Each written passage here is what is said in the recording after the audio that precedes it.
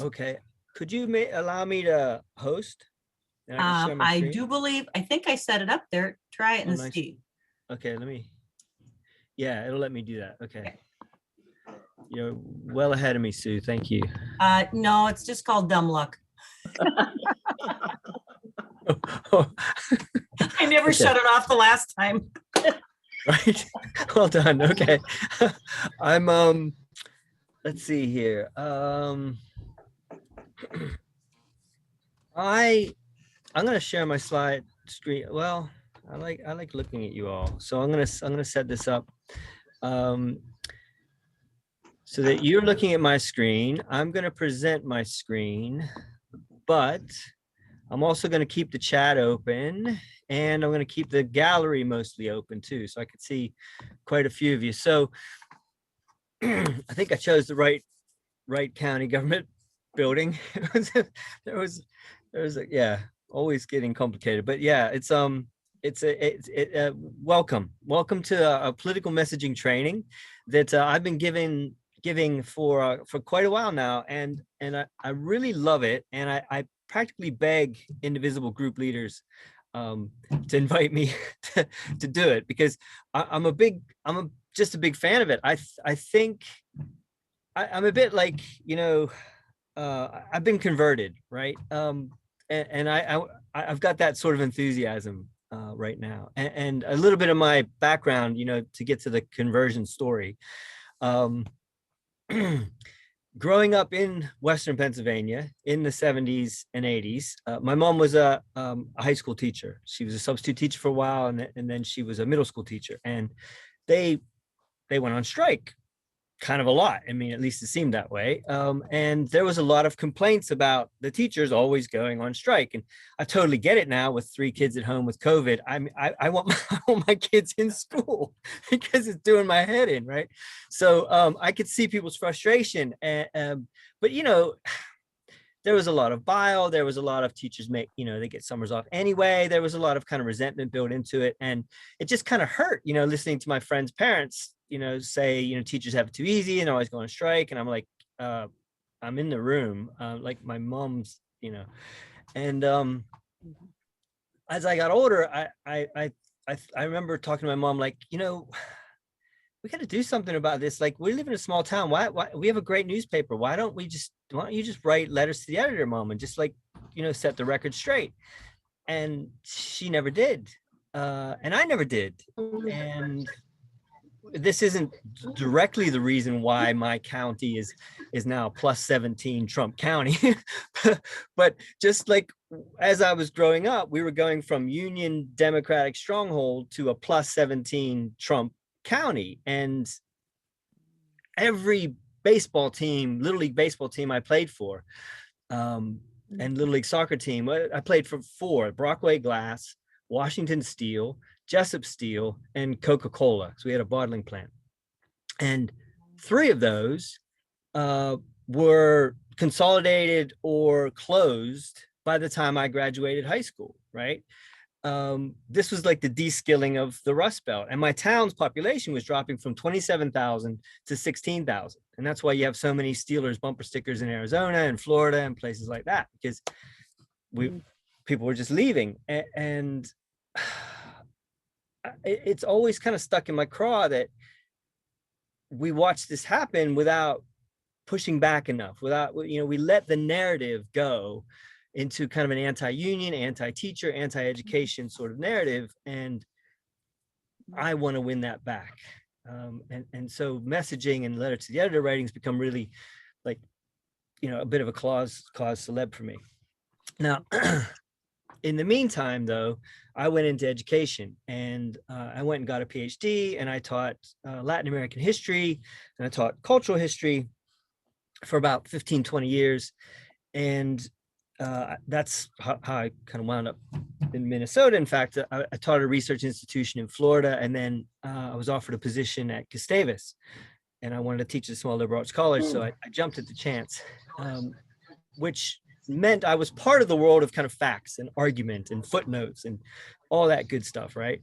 And the conversion came when like with a lot of us, we started rethinking our own country and our own role in civic engagement when Trump was elected.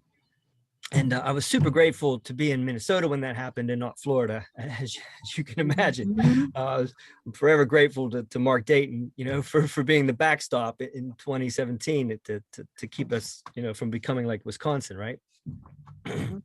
Um, but I also started getting more involved in work with NGOs, and in particular, MN 350 and climate justice work. And I started paying a lot of attention to comms, and I started thinking a lot about communication and messaging, and that's where I started to pay a lot of attention to a couple different sort of bodies of work, which I'm going to try and like sum up here tonight. One of which is George Lakoff's work on framing, for example. And what's really exciting is you all have a second kind of event with George Green, who's really, really, the Minnesota guru on framing. So, look forward to that. And I'll just give you like a bit of kind of my take on it. And then we'll move on to something that I don't think he does yet, which is the race class narrative. And I really want to give you a good chunk of work from the race class narrative too. And when you look at both of those, the thing that stands out for me is drop the facts, stop arguing. What you fight, you feed. And my conversion story from like academia, where it's all got to be like precise, and whoever's got the best facts is going to win. That's how these arguments work in a civilized, enlightened society.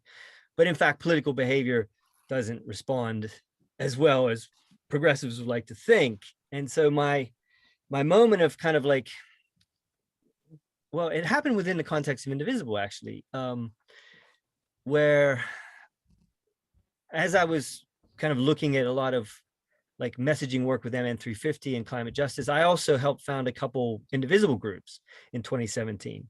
And I started paying a lot more attention to like what Indivisible National was doing, right? But I'd still like the Minnesota work. I like the local work. The Indivisible group I founded was actually state legislative work in Minnesota, hence my sort of gratitude towards Mark Dayton, because that's really where my pain points were in 2017 and 2018. But I remember like paying attention to my first national call for Indivisible. Like I think it was 2019 already. Like I was not really paying attention. And Ezra Levin, he said, he's one of the co-founders of Indivisible. He said, progressives don't need more education or information. They need more power. And I thought, okay, whoa, this is a moment, right? Make argue this out a little bit for me, Ezra. I'm saying that in my head.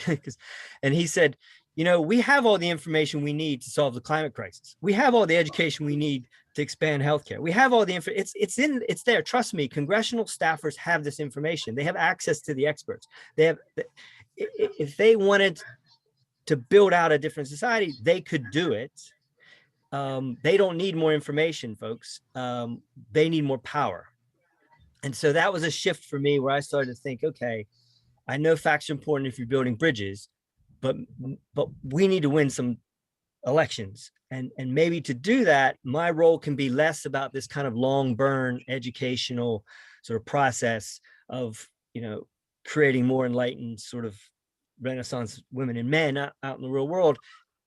And maybe I can pay more attention to messaging and help build out a progressive echo chamber that is effective for convincing people to vote for better candidates that are going to solve our problems rather than continue to divide us around resentment and with dog whistle politics and things like that. Okay, so that's me, and that's a little bit of where I come from. And this is the agenda. Now, the stress tonight, I think, was on, well, I'm not sure how you read it, but I've led with letters to the editor. And so we'll do that first. We'll do a little bit more crowdsourcing of that than actual me just sort of saying, this is what you need to know. Because I think the more important and interesting stuff to get through tonight is the political messaging. And then if we have some time, we'll move into talking points and practice.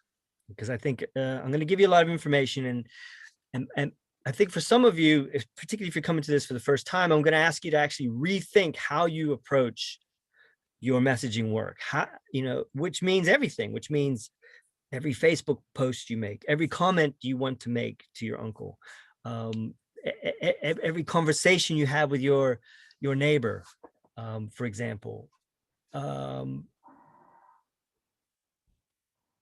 as well as letters to the editor, and more kind of thought through kind of like presentations of ideas. And that rethinking takes some practice. And so that's why, Sue, when I saw you here, I thought this is exactly how this is supposed to happen. You don't take this as the last moment for anything. Definitely come to George's presentation in a month, and maybe even check out George Lakoff's book. There's another great book too I want to recommend right now. Just came in the mail yesterday. Where is it?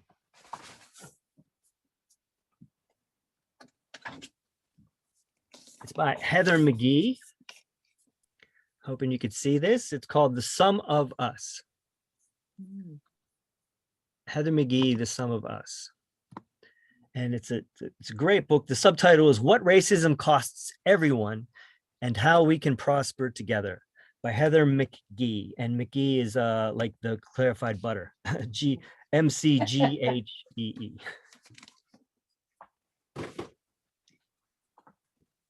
All right. Any thoughts or questions at this moment? Anybody want to break up the sound of my voice? You can pop something in the chat.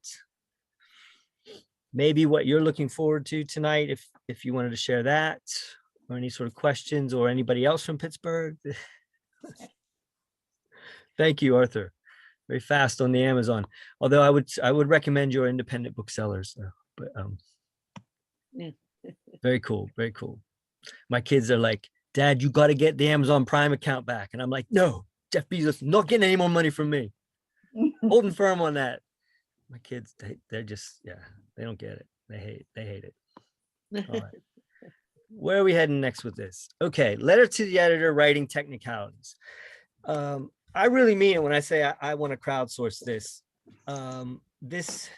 I learned a while back that as an educator or anybody in the classroom, if the information you're passing on is information that people can get on the Google machine, then you're really not earning your money. And I will say there's plenty of like advice out there for writing letters to the editor. However, it's useful to workshop this. So let's do that. I've put down some things that I think are pretty useful. And while I'm going through those, I'd love it if you would put down some of your top bits of advice, either to share as like a question, what does Scott think about this? Or I'd like everybody to know that I know a little bit about this because I've been writing letters to the editor for a long time. I'll keep an eye on the chat. And I think one main point per letter, I think that's a hard one for a lot of us because we have a lot to say, but always check and see if you're making 2 or 3 points. And if you are, that's great because you've got 2 or 3 letters and you're way more productive than you realize. So 1 main point per letter, keep it short, keep it to that point. Check your spelling and your grammar. And part of this is that we're now sending things in digitally, right? And a lot of editors sometimes will just take it, copy it, and paste it. So if you're that means they might not be checking your spelling and your grammar. So get a partner, get a friend, get maybe even a team together and check each other's spelling and grammar and argue about the Oxford comma and things like that. Okay. The next one is kind of worth sort of, I feel it's a bit provocative and I'm not 100%, on this, but it's come up in a lot of trainings and things that I've done, which is, thinking about the words that you're using and thinking about the impact of your words. You want things to land with people. You want things to be memorable. You want things to stick in people's heads. But the tendency, I think, sometimes is to, want to be smart, and that's fine too. I don't think that's bad, but I think there's something a little bit better about using ordinary words. So I'll recommend it, but I don't think I have the gospel on that one. I do think we want to have a great first sentence. Sorry, my tip my hat there, tip my hand there. I want you to have a great first sentence, so some sort of hook. This can be well, we'll get into like what I think at least what the race class narrative thinks is a really good first sentence, and that's something that leads with a universal value. But you definitely want to have a good first sentence. A bit of a pro tip is, depending on the newspaper you're going for, give it a title of your own, meaning like or at least you're suggesting one. So sometimes editors, when they get things, they will want to categorize it or compartmentalize it for like the visual of their page, and they might miss your point. So it's better to control that aspect of it by creating your own title. And then one that's really useful, like over the whole process, particularly if you're like thinking about doing this on a regular basis, or even better, you're thinking about doing this as a indivisible group, and that's to engage that editor and build a relationship with her or him. And there's a couple stories that sort of drive this home. One good one is another indivisible group has been doing a letter to the editor campaign for a while, and after a while they got to know the editor pretty well, and they asked the editor, I think they put it like this, like, we'd like our letters to go in on a Monday because we think that's when most people read letters to the editor. And the editor was like, oh no, that's not true at all, it's actually Friday. They were like, oh, okay. And then they were like, well, would you mind if we sent our letters in like over the week, if you could like save them and put them in on a Friday? And he said, yeah, sure. Okay. So really great. Before that, they were like trying to land it, and they were stressing out trying to get it all on the Monday, and all they had to do is ask the editor for a bit of help and support. Now, it took them a little bit of time to show that, you know, they were that they were good letter writers and that they were respectful and so forth. So building a relationship with the editor can really help. And then something that's excellent as an idea is, you know, you've got a good letter.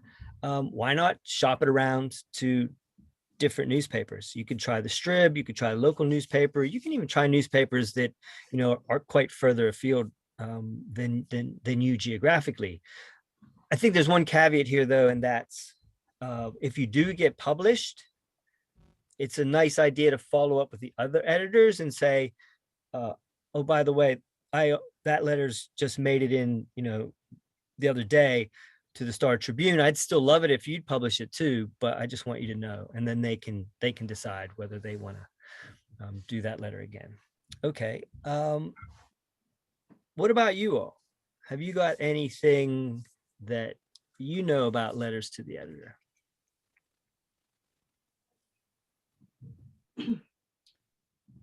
Well, maybe I'll jump in. Why not? Go for it. Can you hear me? Yeah. Okay. Sound great. It's just that our climate group here in Delano, and some of you may be involved in that, have a way. They're doing a climate corner in our local newspaper, and I really like the idea that they have a team that works together as they write. One person is in charge of writing it, and then they pass the piece to 2 or 3 others, I believe it is. And to me, that's what I would need. And that support of someone to look at and say, you know, maybe you would like to say it like this, or maybe we ought to say it like this, and have it be that more than just one person. Maybe that's just kind of something that everyone already thinks is an important idea. It might slow down the process a bit, but it allows for, I think, a better way of getting feedback and maybe missing the mark a little bit, avoiding missing the mark. Yeah, no, I think that's true, and I'm going to reinforce that on the next slide, in fact. So thank you. I don't want to transition just yet. I want to leave this sort of hanging here for a few seconds and see if anybody else has anything that they want to venture as far as like a technicality of letter writing, something that you think is important. I like your first two bullets. They're kind of related, Scott. Mm-hmm. And one thing I noticed in the Wright County Journal is, you know, they'll start a letter and the columns are really narrow, and then it jumps over and like 5 pages later in some random place it picks up again. And I find that really hard to make that jump. So I would say in that case, you know, with that format and everything, the shorter the better. You know, when I read other people's stuff, half the time I never make that jump.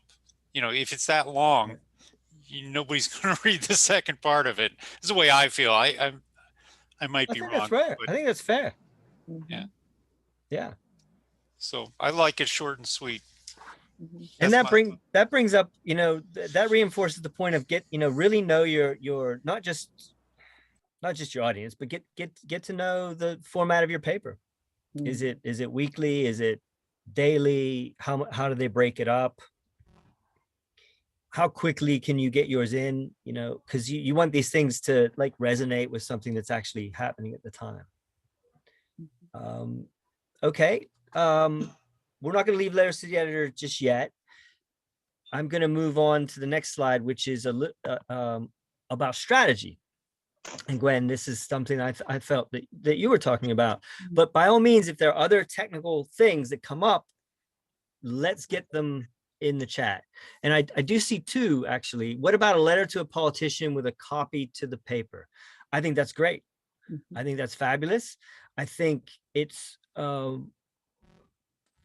when we go after politicians, or we support politicians, there's a couple things going on there, which one wants to watch. And one of those is that the closer you are to an election, the more likely it is that they're going to the paper's going to charge you because it moves into like a political ad sort of space. So that's a bit tricky, but you can get around that by saying things like the occupant of the White House or you know what a good president should be doing is X and Y without naming actual names. So that's one of the ways around it, but we have another 18 months before we have to start thinking about that. In the meantime, there's the indivisible DNA, particularly in red districts, is to really go after the Republican and 99 times out of 100. And what's going on there is that the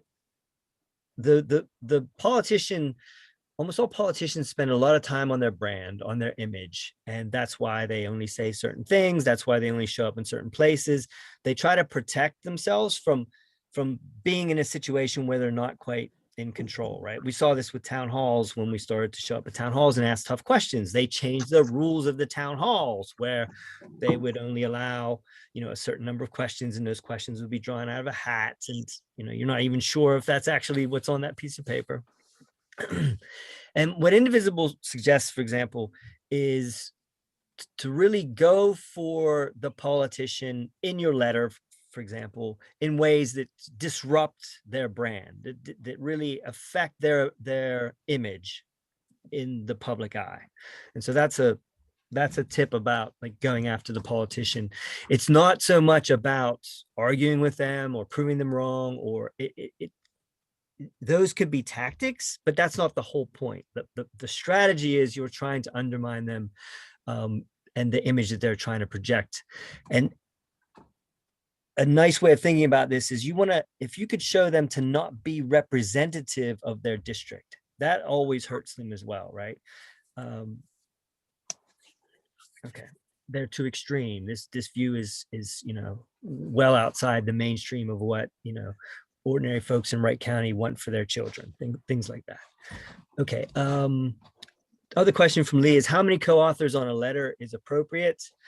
I think this gets us into like, do we put our group name down? do we say, president of, X? There's different strategies here. I think much of the time, if you're trying to message in deeper ways, you want to be more grassroots, and you want this to be about, and we'll talk a little bit about, your subjectivity here. You want this to be about ordinary people and how they feel about these sorts of things. Mhm. There is a tendency to, I'm from this organization has endorsed something, we know what we're talking about. I think there's a big role to play in that too, particularly if you have a number of groups and you can kind of show, they're called like sign-on letters. Like you can, if you're taking out an ad in the Star Tribune against line 3, you want to have, lots of popular, big, heavy hitters. There's more of a kind of a less about the facts and more about, like, the last one had the Indigo Girls, and so you're going for the old Garth Brooks, and you're going for big names there. On a smaller issue, it could. I think it's almost always better to not say Wright County indivisible. Partly because that becomes very partisan, and we want to keep this looking, like it's ordinary people embracing their values moving forward. And so I think that question of how many co-authors on a letter is appropriate, that's where my mind goes. I don't know, Lee, how else to answer, like why you would choose to have 1 versus 3 versus 5. I would think if you're trying to normalize something over time, you would want to have just one author on that letter, and then have another letter follow up from another author, and then have another letter follow up from another author, to create the reality that there's a number of people that think and feel this way and can be convincing on it. Okay, so what I've written down here on the slide, called LTE strategy. First, I think letters are really powerful and stories are really powerful when they come from individuals who are willing to wear their subjectivity, on their sleeve. So who are you? Who are you in the community? What's your role? What's your experience? How do people know you? And we all play different, we all wear different hats. So you kind of have a choice here. So you can be strategic. Am I a grandmother, or am I, I was a vet, but now I'm a grandmother. Which of those do you want to embrace in your letter? Or do you want it to be both? I mean, is this, but again, I like the idea that this isn't your only letter. So, keep some of your powder dry, perhaps. Those personal stories, you're more likely to get read. It's more likely to kind of continue, if you're, I was a soccer coach or a Girl Scout leader or something like that, but you also have a real reason why you're writing about this particular issue. You don't have to be an expert. You just have to have an experience and a set of values. And then the other strategy there about building a team, that gets, to what Gwen was saying. And I'm a big fan of this. I think there's quite a number of advantages, some of which, Gwen spelled out there really nicely. It allows you to bounce ideas off of one another. It allows you to catch certain things. It allows you to try out different sort of messaging strategies.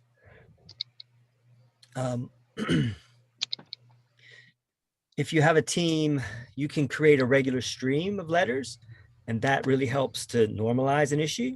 As I mentioned that earlier.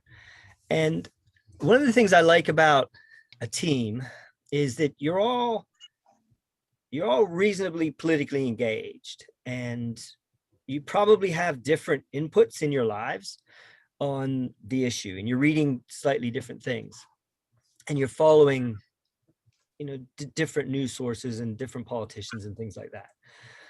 And if you're doing all that and you come together on a bi-weekly basis around an issue,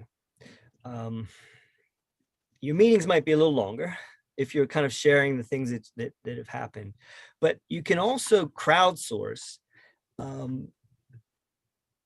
in ways that allow you to create messages that engage with what's already out there and create kind of a discourse. And so I'll give you an example of that. Like during election season, if you've got a candidate who's putting out some really great messaging on climate action or rural broadband or healthcare,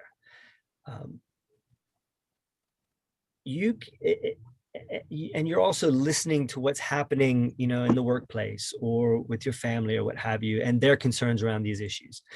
And you can create a letter to the editor that purposefully echoes the language of that political candidate that you're trying to support.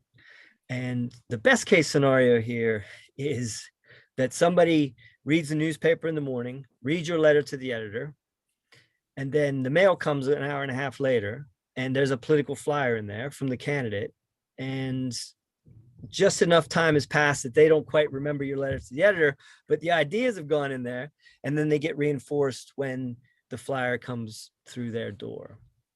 So there you can see how that would be, you know, really nice, kind of, because we all need more than just one touch if we're going to start to change our mind about things. So that's what I mean about building into a larger messaging discourse on the issues. Okay. So any thoughts or questions about LTE strategy? If you do, pop them in the chat.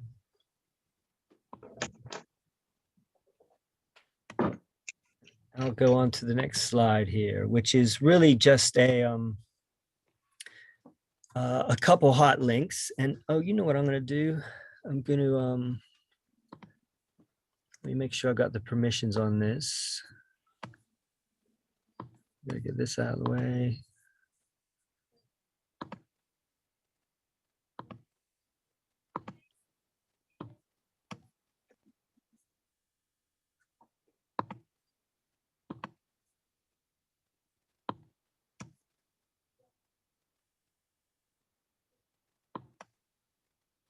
Okay, so I'm going to put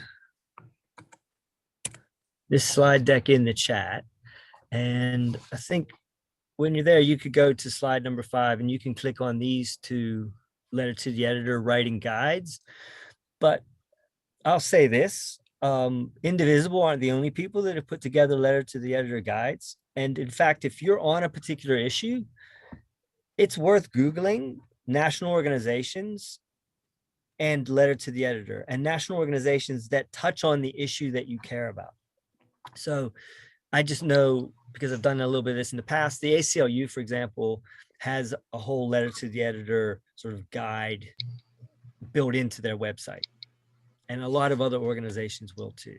So I gave you the Indivisible ones there. I think that they make some really good points about how to go after politicians, but you can also get a lot of this information about basic letter to the editor techniques from national organizations as well. Okay, now I want to move us on to the actual messaging. Okay, and so for the next kind of 25 minutes, these are the things that I'm gonna go over. Number one, your audience is not the Trump supporters. As much as you want to argue with them, drop it. It's actually the persuadables. And I've got some really cool stuff to show you about who the persuadables are and what they respond positively to. And that information, when I get to it, comes from the race class narrative, and it comes from a couple folks like Anat Shankar Osorio, who runs ASO Communications, which is right here under the first bullet point. Another thing I'm going to really drive home is to minimize those facts. And I'm going to drive home not to argue against things, if you start down that road, pivot fast and argue for things, particularly creating a better world. I want you to use personal stories and universal values instead of facts. We'll go a little bit into like being careful to avoid conservative frames, but that's the thing that George Green will handle a lot more in a month, and encourage you to use instead progressive frames. I want you to not leave race or any sort of difference open to interpretation. Okay, I'm going to pause on that for a second. Not leaving race or any sort of difference open to interpretation. Now, I'll tell you why. Because we're all swimming in a deeply racist society. And if we leave difference, particularly racial difference, open to interpretation, then it's going to get interpreted the opposite way that we want it to. So I'll give you an example. If we were to have a conversation here and one of us was to say, isn't it awful that, or just to be posting something that, COVID infection rates and death rates were much worse in communities of color, and end on that. I would understand that as an indictment of the inequities in our healthcare system. I would understand that as a function of structural racism. And I think a lot of you would as well. However, if we don't point that out, if we don't say the reason it affected communities of color worse is because of inequities in our healthcare system or because of structural racism, and then maybe put that in some ordinary language. If we just stop, we're leaving it open to interpretation that why. So why did it affect communities of color more egregiously? And if we leave it open to interpretation, there's way too much racism out there. And it's going to make it very easy for folks to say in their heads, well, okay, sure, but that's because they must have deserved it. That's because they must have done things. That's because they don't, whatever the racist kind of fallback is, they don't have good enough jobs, or they don't take good enough care of each other or themselves, or they eat bad food, or what have you. So don't leave race when you're talking about inequities or differences. Don't leave those differences open to interpretation. Spell them out a little bit more. Okay. Last 2 points. Calling out politicians is okay. We kind of went over that a little bit earlier. In fact, that's what Indivisibles really pushes, is calling out those politicians. I think you want to be careful here not to seem too partisan right away, because then people just sort of turn off and they dismiss your views. And it doesn't matter at that point for sure how many facts you've got on your side, because we now have this whole concept of like alternative facts, and people are just going to be like, no, you're wrong because of CNN. So when you're thinking about going after politicians, you want to do it in a way that doesn't just trigger folks right away. And we'll look a little bit at how that can happen. And then, I think a really exciting tip about this is to use state identity a lot. Minnesota this, Minnesota that. And I didn't misspell Minnesota there. I know how to spell Minnesota, but I was doing this for a group in Missouri. So where they love Missouriness, just like we love Minnesotanness. So that's kind of like so that's the framework for some of the things I'm going to explore now with you. All right, persuadables. These are the folks we're after. These are the folks we're trying to get on board. This is why we write our letters to the editor. This is why we make comments. This is why we post things. Not because we want to argue with the Trumpers, because there's a group of voters out there who are going to be responsive to our message. And I'm gonna prove that in a second. gonna get rid of this chat, and I'm also gonna move us to a PowerPoint. I want us to look at a PowerPoint in a second, but I want to say a little bit more about the persuadables. But let me ask you all, who do you think I mean when I say the persuadables? Somebody want to come off mute and take a stab at it? Who are these persuadables that I'm saying are nearly 50% of the population? They're ones that probably don't have strong feelings one way or the other and can be talked to, that can be open, that want to have you show them things and why should we think the way you think. Okay, I like that. What are some other qualities of these not mythical persuadables?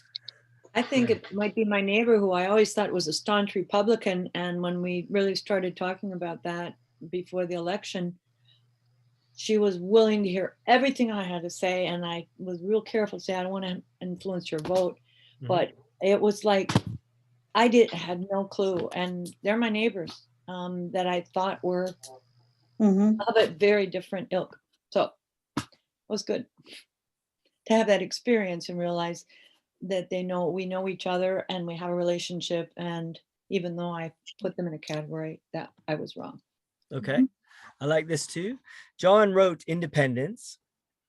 And I'm going to add a couple things to this, and then we'll dig in a little bit on how to reach the independence. Independence, let's see. Persuadables are low information voters. They're people that aren't like totally in Trump's camp or totally in like a more progressive camp, right? Like let's think of ourselves as like the progressive base. And there's a Trump base out there too, right? And we're camps that like we think a lot about things. We're really sure our values align with the political views that we had. We talk to other people about politics that helps drive home our identity as being quite far to the left or on the left or staunchly liberal. And Trumpers have their kind of echo chamber and their values, and we're just not going to see eye to eye. It's just not. We're not going to change them, and they're not going to change us. And ASO Communications and Demos and as they say on podcasts, some very smart people got together and started trying to divide up like the Midwestern electorate. And they did go for the Midwest. And so Annette Shankar Osorio, for example, she's from Wisconsin. She now teaches at Berkeley in the communications department. Demos is a think tank in DC, you probably know.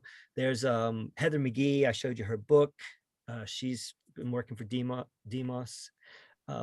They studied the electorate in Minnesota, in Wisconsin, in Michigan, in Ohio. And they asked a lot of questions of us. And they divided us into three camps. They kind of realized that like there's three types out there for the purposes of like messaging. And one is us. We're the base, the progressive base. The other is the Trumpers.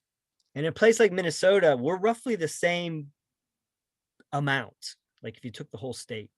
There's 25 to 26% of us, and there's 25 and 26% Trumpers. Just never going to agree on anything. And then there's the persuadables in the middle, and that's 50% of the Minnesota electorate. And what makes them persuadable is part of what you all said, but the main things that make them persuadable are that they will respond positively to both a Trumper message and a progressive message. It's whatever they hear the most, the boldest, and the last is what they're going to believe or how they're going to vote, right? Because they're not spending a lot of time on this. I know. It's like, oh my God, democracy, right? But 50% of our state. Okay, and we're a very educated state. Okay, so one last thing to say about persuadables, they're not moderates. They're not sitting there working it all out like, well, you say it should be a $17 minimum wage. My conservative buddy's saying it's before. Well, so I'm about 11 because I'm a moderate and I don't want to go too far to the left or the right. That's not what we're talking about here. We're talking about people that don't even think that much about it. They're like, well, he said 4 really loudly. And he's been saying 4 in my ear because we worked together for 5 years. So I'm kind of like low on the minimum wage thing. That's a persuadable, right? All right. Now, these persuadables, I'm going to prove to you that they respond to both the Trump message and the progressive message through the research of the race class narrative. So I'm going to share my screen again. And what I'm going to show you is something called dial testing. And dial testing is when you get some people with some headphones and you play a message for them and you give them a dial. And when they like the message, they turn the dial up. And when they don't like aspects of the message, they turn it down. And so they're responding in real time to what they're hearing. And you do that to enough people and you create a composite for the opposition, the Trumpers, the orange square there, right? You create a composite of what they like and what they don't like. But at the same time, you also test the base and the persuadables, our base, right? This is race class narrative language here. Our base is the progressive base. It's blue there. The Trumpers are orange, like what I did there with the colors, I hope. Makes it easy. And then you got the persuadables who are like both blue and orange. They're gonna go along with whatever they hear. So coming up, I'm gonna get to a slide and you're gonna hear the opposition's best message, right? This is a really conservative message, and you're going to get to see how the opposition likes it, how the persuadables react, and how we, the base, react. All right, and if you can't hear it, put your hand up. Let me know I've got something wrong. So I'm going to go to it. It's going to be next. Our leaders must prioritize keeping us safe and ensuring that hardworking Minnesotans have the freedom to prosper. Taking a second look at people claiming to be refugees from terrorist countries or at people from places overrun with drugs and criminal gangs is just common sense. And so is curbing illegal immigration, so our communities are no longer flooded with people who refuse to follow our laws. We need to make sure we take care of our own people first, especially the people that politicians have ignored to cater to whatever special interest groups line their pockets, yell loudest, or riot in the street. Okay. What did you notice about that?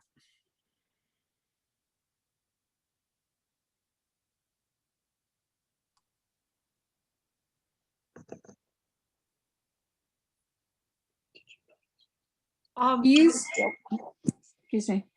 It seems like when there's negative language, then I would say the Republicans like it better, and the chart goes up, and we like it less. Mm-hmm. There was a lot of inflammatory language that was being used. Yep. Negative, inflammatory, absolutely. But Go on, Sue. the persuadables were Oh, reacting to it too. They were also kind of caught up in the negative comments and everything until it got too bad, and then they started to kind of fall away from it.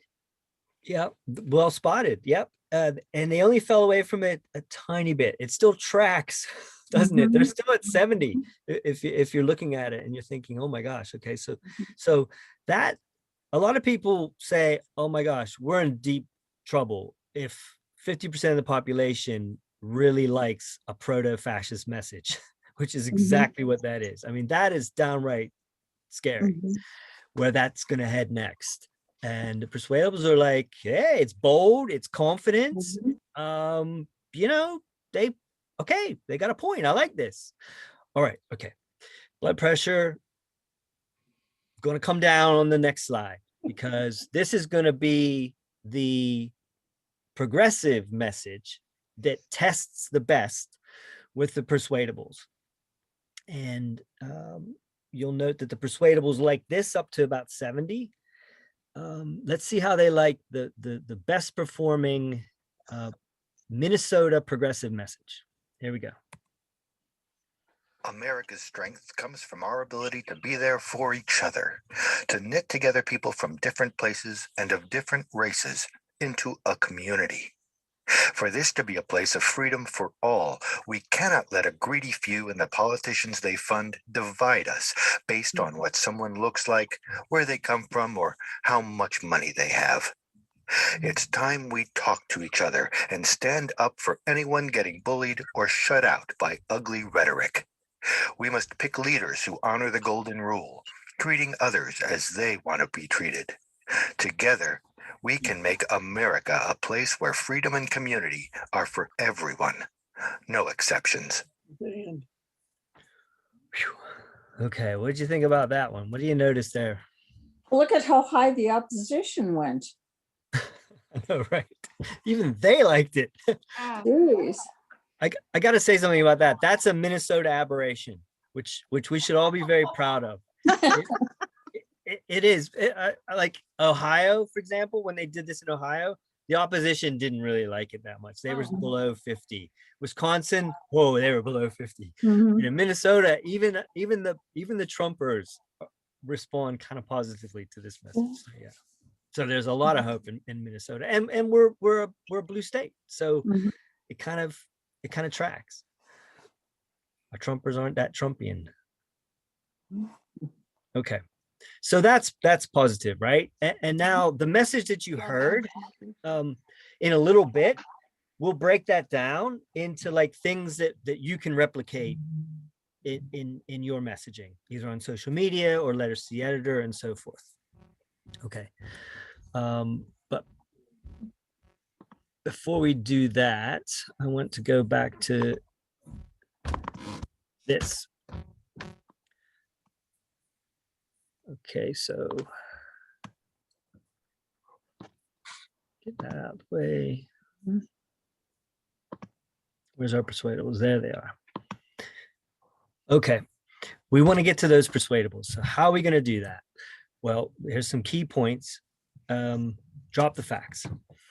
And this comes from some research that is in another book called Thinking Fast and Slow. And it's from I guess, a psychiatrist or brain specialist, or I'm not sure what he is, who argues that fast thinking is like daily kind of dynamics, and slow thinking is more, okay, you're in the classroom. It's what I need to shift students when they come out of the hallway from their phones and talking to their friends and just kind of reacting to things.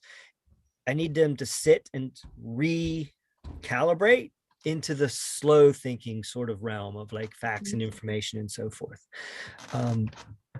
If you're going to use a lot of facts when you're arguing, you hope people are in the slow thinking realm. But in fact, most political behavior actually happens in the fast thinking realm.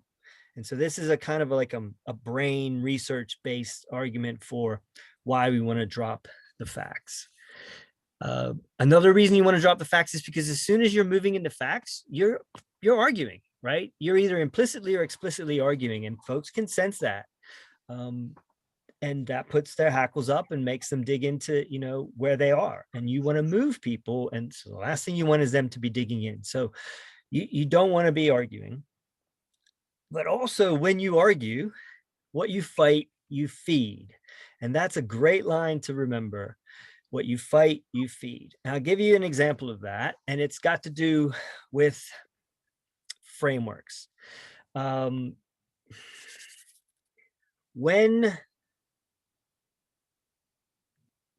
Donald Trump in 2016 was trying out his anti-immigration positions, he referred to immigrants as illegals. And that kind of went crazy through the kind of trollosphere. And there was a lot of people who would talk about what they're illegals, therefore they're just wrong. And one of the progressive responses to that was this wonderful phrase that no human being is illegal. And when I heard that, I was like, oh, that's great. That is so good. That really just speaks to me. I'm going to say that a lot. In fact, I want that on a bumper sticker. I want that on a lawn sign. I'm going to show the world that no human being is illegal, and that's going to completely undermine Trump. And I was wrong, and we were all wrong. I mean, it's kind of painful, but we were wrong. We were right, but we were wrong. We were right, but we were losing the messaging because we were repeating the opposition's argument. And those persuadables, they weren't hearing this wonderful philosophical recalibration of illegal versus legal and human beings. And they were hearing illegal. There's some argument about immigrants and they're either legal or illegal. And that's what they carry into the voting booth with them, that there's something about immigrants and illegality I don't like. It makes me nervous. I don't have time to think about this, so I'm going to vote conservative just to be on the safe side. So I spent all that money on bumper stickers and lawn signs, and all I did was, no, don't blame me. I'm just trying. It's mostly a story to get across my point. Okay, but if I'm asking you to drop the facts, what do I want you to replace it with? Okay, this gets back to some of the LTE work. Personal story, right? And here's some of the reasons why. Puts people at ease, keeps their attention, establishes a human connection. You're working their brain in their fast thinking realm, which is the realm of most political behavior. Persuadables, almost all their political behavior is in the fast thinking realm. A personal story, man, they can't say you got your facts wrong, which is what they're going to say if you try any facts at all. If it's about you, it's about your values, it's about what you care about, what you know. Okay, some asshole's going to be mean and say, I'm going to dismiss you, but most people aren't like that. And most people won't dismiss your experience. Okay. I also want you to think about replacing facts with values. And George Green, who I've mentioned a couple of times, he's got a great line about this. He says, stop, drop, and roll. Okay. And I've stolen that from him. When you are about to launch into an argument, he wants you to stop. Just, okay, stop right now, drop the facts, and roll with a new framing. And that new framing is not, they're not illegal. No human being's illegal. That framing is, what do I really care about? Like, what are my values here? And in the immigrant place, you want to be thinking, okay, what's my personal story about immigrants? How do I get across that? How do I diffuse this idea that immigrants are illegal? Well, one of the stories you can do is you recenter yourself and you look for the values, is you can think, okay, I'm going to I'm kind of cheating here because this is actually my enough of my story. Like I love my wife. We all love our wives. Okay, there's a universal value. We all love our partners. We all love, our loved ones. My partner is an immigrant, and I love how she's brought her values. I love how she's raising our children to be good people and valuable Americans and contributions to society. And that's the kind of world I want to live in, where people are bringing that to their child rearing. Okay, that wasn't great. I'm sorry. But hopefully it was good enough for you to see that I'm telling a personal story. I'm making this about my partner, and I'm saying something positive about her. You could do this about your neighbor. Almost all of us have a neighbor probably from somewhere else at some point. And you could tell the story of them, right? Okay, so hopefully you can see that stop, drop, and roll, like exemplified there. Okay, and one of the big reasons why you want to stop, drop and roll with your stuff is because the conservatives have been paying really smart people a heck of a lot of money to figure out how to message, and they're out ahead of us in a lot of ways. And that means they start the arguments by throwing out illegals, for example. And if you fight that, you're feeding it, and you're also probably fighting on their terms, on their ground. And this insight comes from George Lakoff, who wrote, great book, Don't Think of an Elephant. And, the bit of genius is in the title, or the title is a bit of genius. If someone says, don't think of an elephant, what's the first thing that you do? Don't think of an immigrant as an illegal. Okay. You're immediately going to conjure up somebody who's in jail. Maybe they look a bit dirty. Maybe they have a black eye. Maybe they say, I have no voice. Okay. See, he's talking, but at least I can read some of the stuff. Here, maybe you take this one. Oh, Mary's having some trouble. So I thought just get some points. Okay.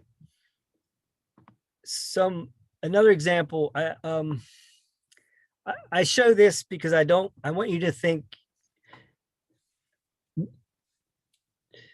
it isn't just progressives who get it wrong when we argue. Richard Nixon made a huge mistake when he said, I am not a crook, because he left us all with the image in our heads of a crook. He thought he was so smart. He was vice president for 8 years. He won an election, and now, he was all this anti-communism, and he said, I'm not a crook. And now we're all that. What he should have said was, I've always believed in the rule. I've always believed in the rule of law. All right, trying that for the older generation there. I don't remember tricking it too well, but my dad sure does. Okay. He should have said, I've always believed in the rule of law, but he didn't. Right? So it isn't just us who make these mistakes. Okay. Conservative framing. This is where we have to be careful, because they've worked out their arguments already. And you can pop something in the chat there too if you think a conservative frame. The ones that I've got are freedom from government. Right? Regulations are bad. Trump will save us. There's a real authoritarian strain to a lot of conservative framing. The conservatives love to frame around divisiveness. They love to frame in particular around scarcity.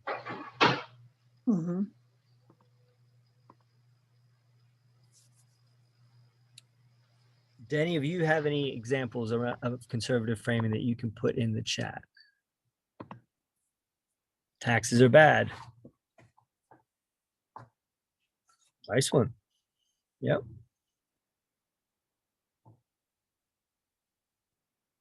Ooh, very Stauber. Our way of life.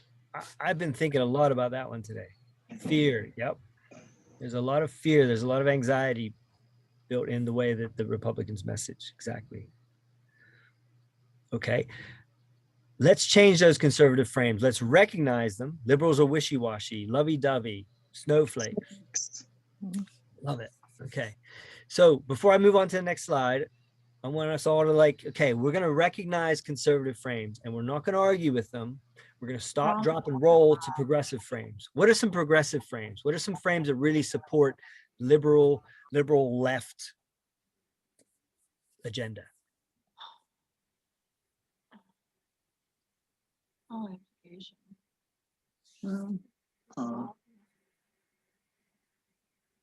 We don't want pollution. I think the idea that our government is a vehicle for all of us to take care of each other. Okay. The opposite of this kind of drive to individualize us all, to atomize us all, and to pit us against each other. Yep. We're all in this framing. together. Sorry, Holly, go ahead. We're all in this together. Yep. We are Fantastic. part of the community. Yeah. Absolutely. These are the progressive frames that we want to import into the conversation to nullify and to work against those conservative frames. Fairness, inclusion, collective effort, collective solutions, government as a force for good. Yeah. Abundance, that's a really important one right now in particular.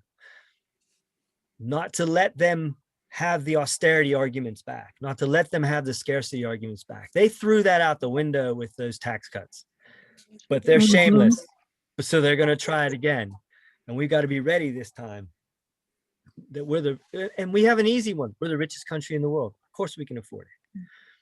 We can also print the damn money, but that sounds a little bit, we're not quite there yet with ordinary people, but yeah, we can just print the damn money.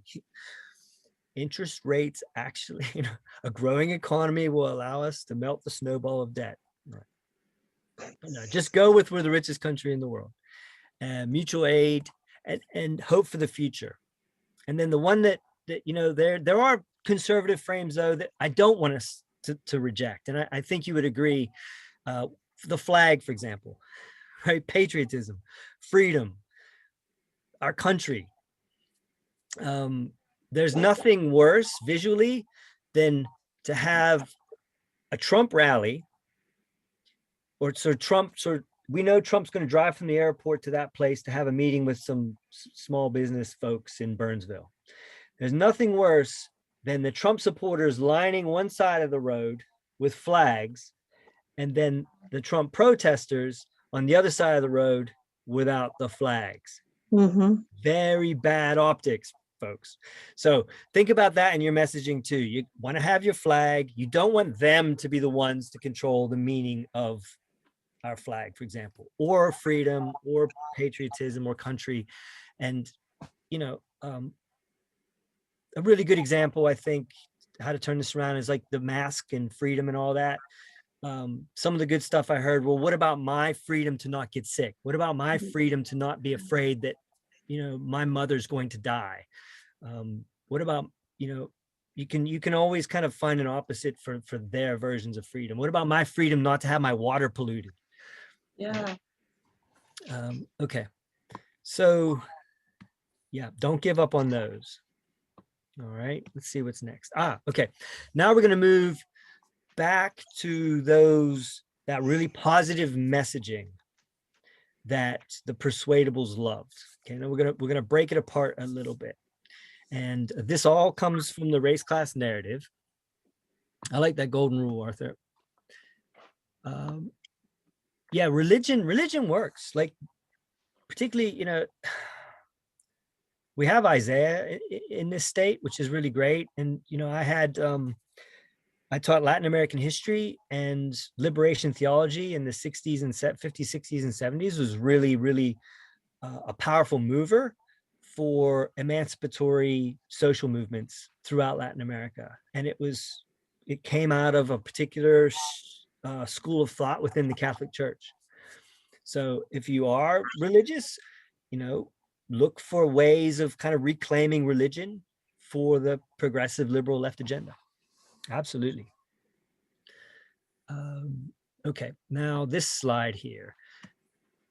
It's a little hard maybe to remember what we heard that was so powerful for the persuadables and for us, but I can go through it and help us remember. The first is, remember that first, even with the LTs, I said, have a really good first sentence. Well, the race class narrative suggests that first sentence should be an aspirational shared value. Something like, everyone deserves to have their voice heard and their vote counted. We all deserve to live in a world where we're not afraid for our children's safety. The next is, somebody is violating that value. And that's going to be some politicians or some corporations or a specific, or Tom Emmer or Stauber or Fischbach or Trump. They're violating that value. They're not allowing our children to have clean water. But 9 times out of 10, the GOP, they're not saying we don't want your children to have clean water. They're saying something that is a dog whistle. Don't want to pay for it. It's right. That's exactly. The people in the city are going to make the people in greater Minnesota pay for this. Or that policy is for people of color in the cities. It's not for us and our way of life out here in the countryside or on the range. Right? There's a dog whistle in there 9 times out of 10. And when Stauber talks about our way of life, that's exactly what that is. It's a dog whistle, because it's a contract. We shouldn't give that to him. We should argue for what we want our way of life to be. But when he uses it, he's contrasting it to Black and brown people in the cities. He's contrasting it to the Dem party, who's corrupt and is just doesn't care about us, who's taking away our jobs. So we want to expose the dog whistle by calling it out, and then we want to explain why Stauber's doing this or Emmer's doing this, and it's because the GOP wants to divide us so that they can win elections, so that they can continue to serve their corporate donors. They want to continue to serve big pharma. And then we want to wrap up our messaging with a shared value. And this is the race class narrative. So the example here is to return to a kind of a multiracial, inclusive democracy where we all, so the invitation to collective action, where we all want a president who's going to protect our water and allow our children to grow up healthy and safe.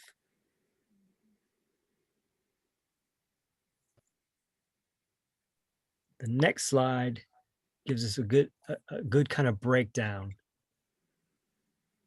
for what that might look like. And I'm wondering if I can have somebody, a different person, read each of the colors. And so the example of a strong message that persuadables would really, really respond positively to is on the left. And then the kind of the architecture of that narrative is on the right. And so does anybody want to take themselves off mute and read the purple paragraph? Holly, would you mind doing that? Sure.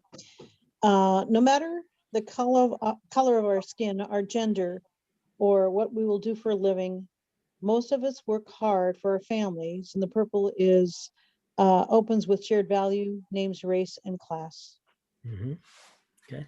In this case, they also name gender. Mm-hmm. All right. That's hard to argue with.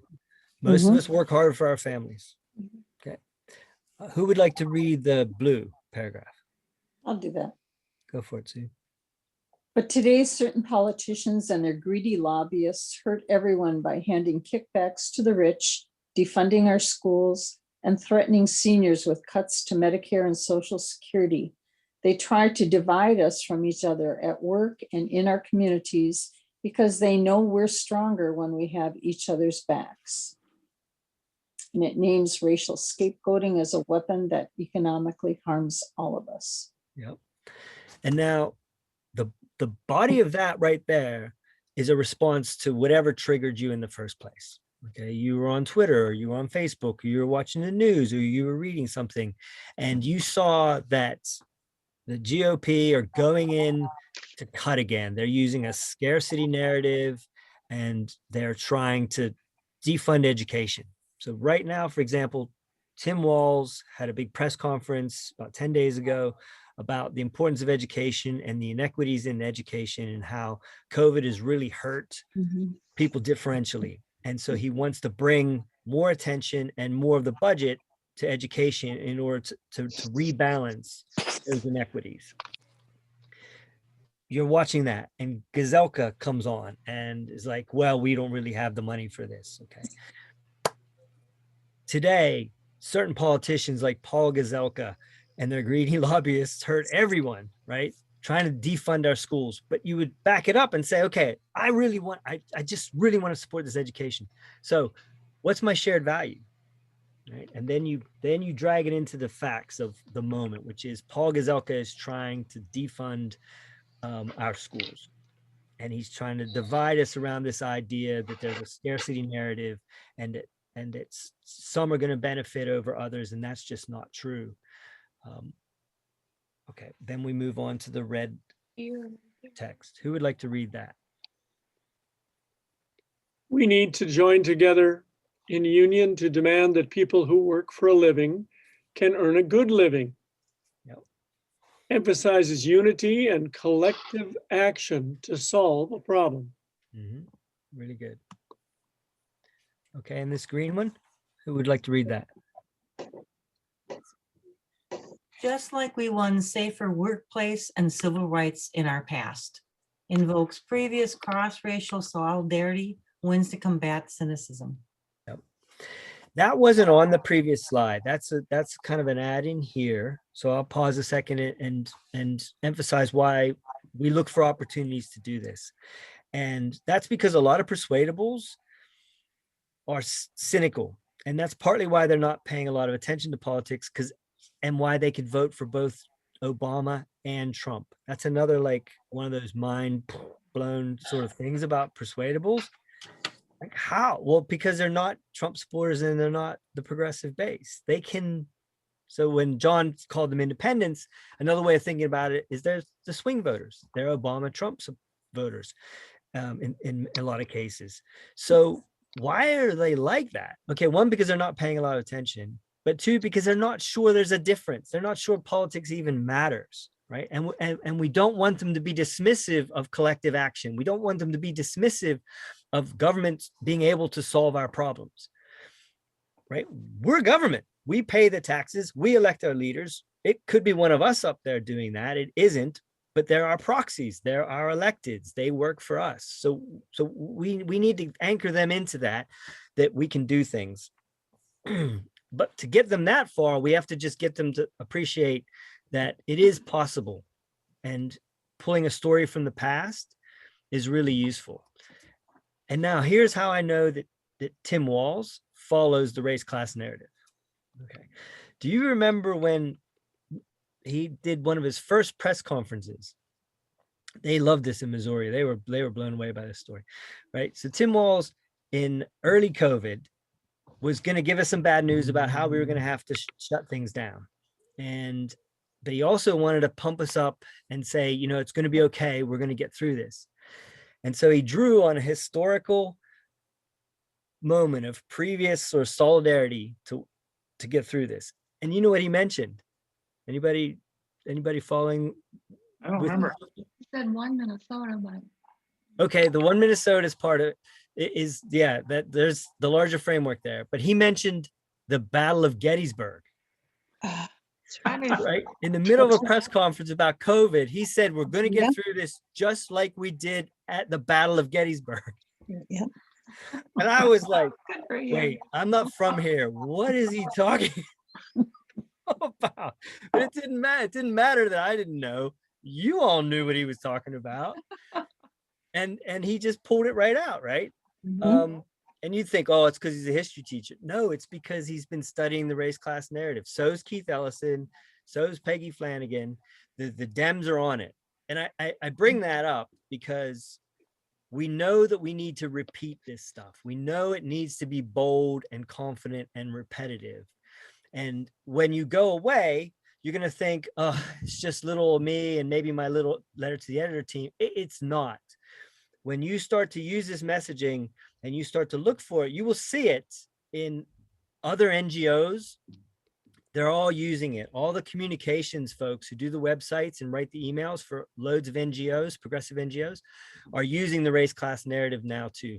Their social messaging, the social media messaging, politicians are using this. So keep that in mind that we're stronger together and you're part of something larger. We're creating an echo chamber. Okay, the last thing. Who wants to read that?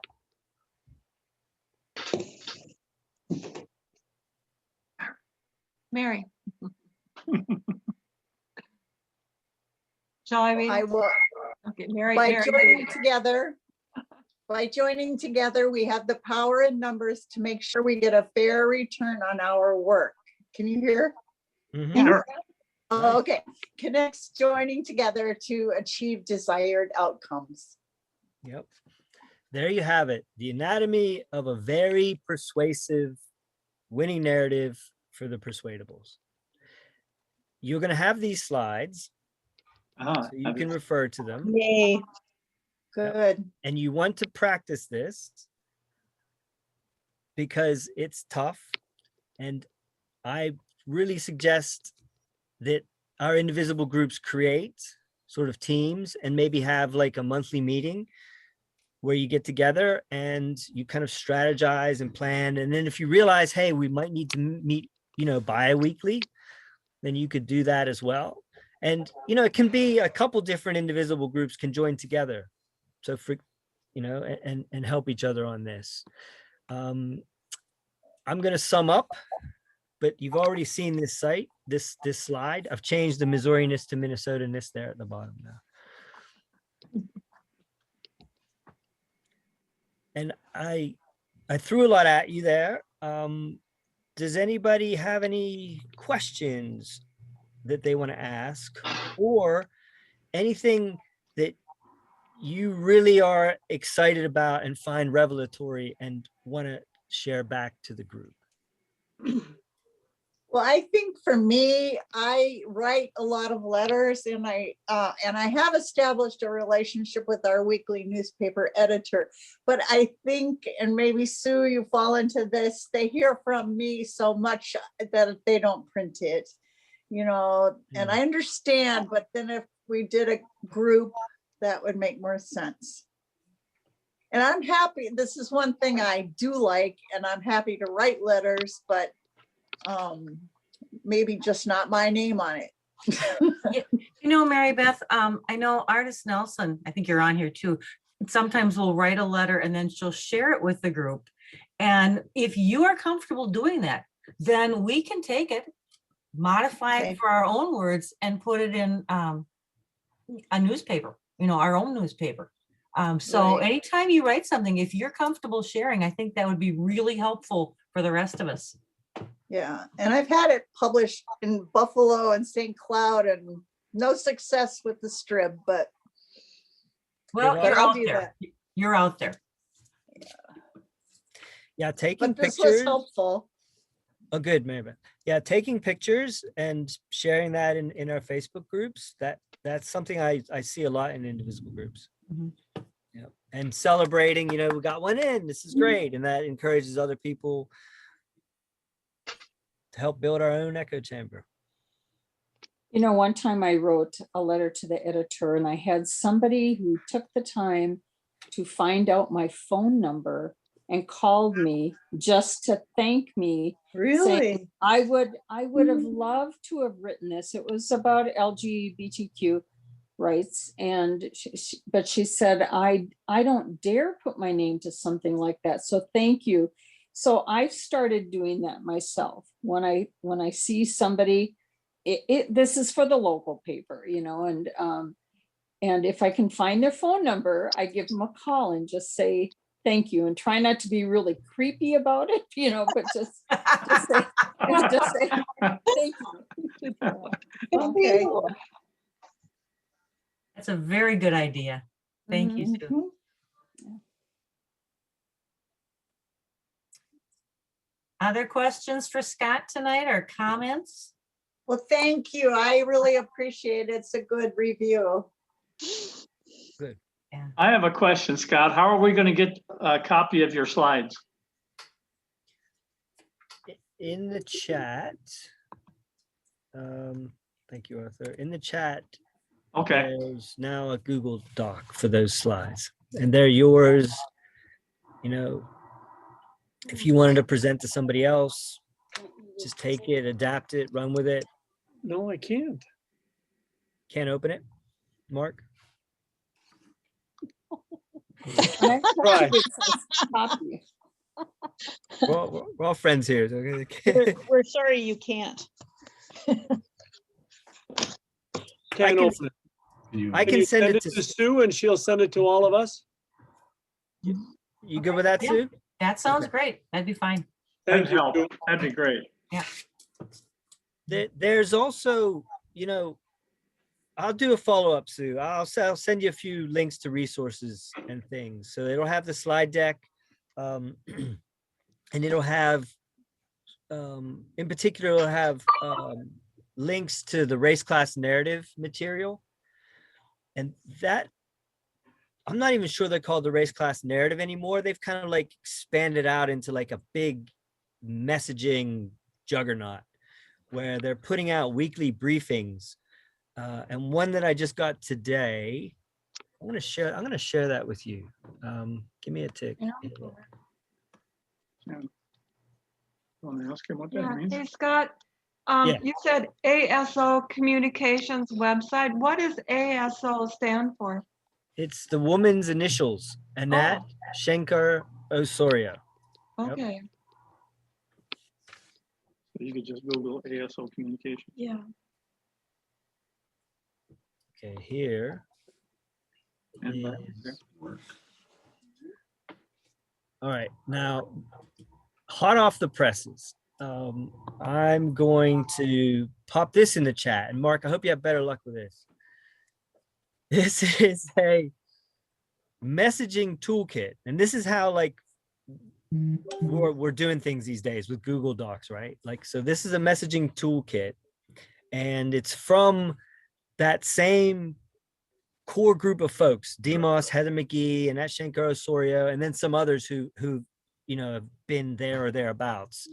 And this is their weekly briefing. And it came in my email today, I think, and it's how to message the fact that the Senate didn't convict Trump. And when you look at it, you'll see it's devoid of facts. It's not about the numbers. It's about abstract concepts. It's about making the GOP look bad for letting Trump off the hook, not holding him accountable, not holding, murderers accountable, or, Trump for inciting the riot and so forth. There's a lot in that. And you'll see that it fits this, it fits the kind of the winning narrative. And so I'll include that as well, Sue, in the information I send you, but you've all got it now and it's not going to go away. Well, when you close it, I suppose it'll have to be in your history. I printed it. Very good. I wrote, so that comes from a woman named Jiggy. And I wrote Jiggy today and said, Jiggy, how can other people sign up for this? She's not written me back, but I'm trying to figure that out. And wouldn't it be great if we could all get this in our email and, not let it be one of those things that we don't open, but it actually, okay, I want to see how to think about what just happened. I want to be part of this progressive echo chamber to make sure that, we're saying things in ways that my coworkers who might be persuadable, might respond positively to. Here? Yeah. It's a L. Okay. Small L.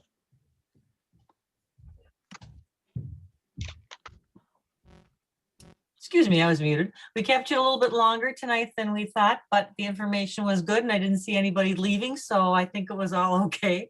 Okay. Scott, we may have to have you back for round 2, but like you said, next month we have George Green, and I know Roger and I and Bruce have been to some of his workshops and they are excellent. They're just excellent with the framing. So if those of you here tonight want to join us, that sounds good. We'll put it out to other people. So yeah, unless there's any other comments, thank you so much, Scott. I really appreciate your time and all your efforts and your humor. And thank the rest of you for being here. And we don't have to go out into the cold in our cold cars and drive home. Thank you, Sue. Thank you, Good everybody. job. It's been a real Thank you very pleasure. much. Scott as Thanks well. so much. Thanks for having me. Thank you, Thank Sue, you. for All sending us the Thanks a stuff. lot.